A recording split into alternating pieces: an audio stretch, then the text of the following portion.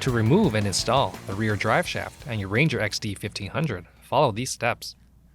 Park the vehicle on a flat, level surface, ensure it is in park, and remove the key. Then, remove the center cap from the vehicle. Next, loosen the lug nuts and drive shaft nut while the vehicle is on the ground, but do not remove at this time.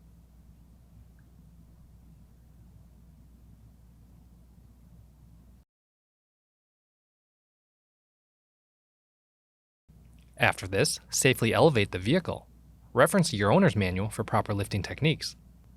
Now, remove the lug nuts and the rear wheel and set aside. Then, remove the rear drive shaft nut. Next, remove the brake caliper and brake scraper. Do not hang the caliper by the brake line.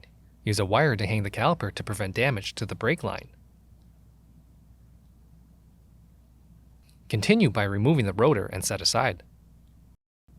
After this, remove the upper control arm fastener.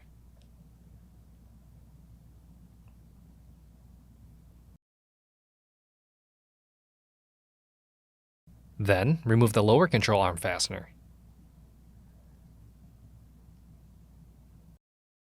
Next, separate the bearing carrier from the drive shaft. Now, with a short, sharp jerk, remove the drive shaft from the transmission splines.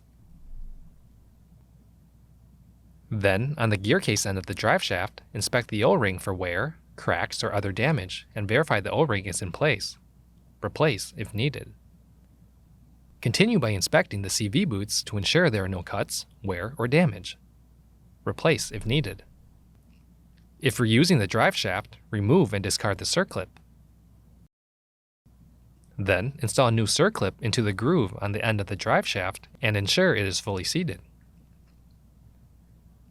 Now, put anti-seize lubricant on the gear case end splines of the drive shaft. Do not place anti-seize on the snap ring or snap ring groove. Then, align the splines of the drive shaft with the transmission splines and reinstall the drive shaft. If necessary, tap on the outboard end of the drive shaft with a rubber mallet. Next, perform the push-pull test on the axle to make sure the retaining ring is locked into the gear case. A push-pull test on the drive shaft is critical to make sure the snap ring is fully engaged. If the step is not performed, the drive shaft could come out of the gear case. After this, clean the drive shaft splines and hub assembly splines thoroughly with contact cleaner and a wire brush. Removal of all Loctite material is a labor-intensive process and may take up to 10 minutes or more to complete. It is critical the surfaces are clean and no residual Loctite material or corrosion is present. Then, apply Loctite Primer 7649 to the hub assembly splines. Allow 90 seconds for the primer to dry.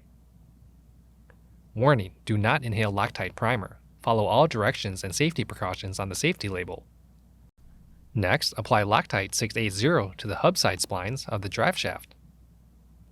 Apply Loctite 680 around the entire circumference of the end of the hub side splines, and then apply Loctite 680 in a spiral pattern as shown. Use caution to avoid getting Loctite on the drive shaft threads or castle nut. Now, put the drive shaft in the bearing carrier. After this, install the rear bearing carrier and mounting fasteners and torque to specification.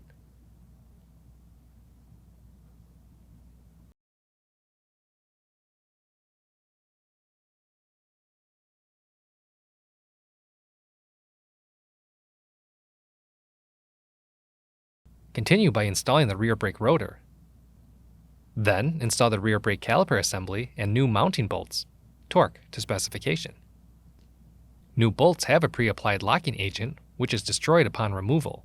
Always use new brake caliper mounting bolts upon assembly. Before continuing, ensure any items used to secure the brake calipers are removed from the wheel well. Next, install the rear drive shaft nut. Now, install the wheel and lug nuts. After this, lower the vehicle to the ground and torque the drive shaft nut and lug nuts to specification. Finally, install the wheel center cap. For more information, see your authorized Polaris dealer or visit polaris.com.